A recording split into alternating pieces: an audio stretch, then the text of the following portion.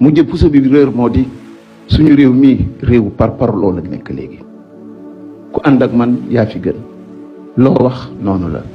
loo def noonu la te loo mën ci def dara du la ci fekk ku àndul ak man amuloo benn droit nekkoo ci dëgg te loo yëkkati mu doon musiba jëm ci yow ñu war a doon ay mukallaf mujje di dof doflu bu nekk naan da ngay dof doflu maa la gën a dof. Et ce pays-là a besoin des énergies. Il a besoin de ce que nous avons de plus cher. Parce que taal sama kër wala ma jóge fa taal kër jaamur entre ñun acteurs politiques xanaa xooluñu ni autour de la maison il y a 12, 15, 20 autres maisons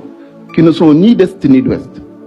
Et pourtant si réew mi la ñu nekk ay gone ñoo fa nekk ay jigéen ñoo fa nekk ay mag ñoo fa nekk ay doom ñoo fa nekk. Monsieur le Président de la République maa ngi ñaan yàlla liggéey yu rafet yi nga def yal na ko suñu borom gën a dëgëral mais jamono yii ñu toll nii il faut que ñu wax la li ay di jàmbat te di naqari nit ñi ci réew mi yëpp ndax jàpp nañ ni feneen fu ñu ko mënti waxee amul sens fii lañ ko mën a waxee nopp yi ko war a dégg dégg ko ñu àndandoo sàkk si ay pexe Sénégal génn ci guddi gi mu nekk nii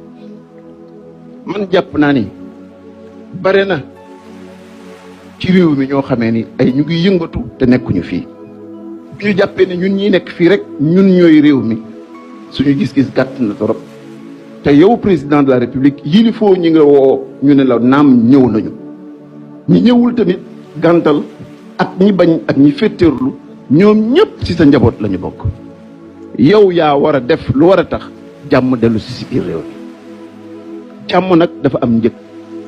li njëkk li mooy dëgg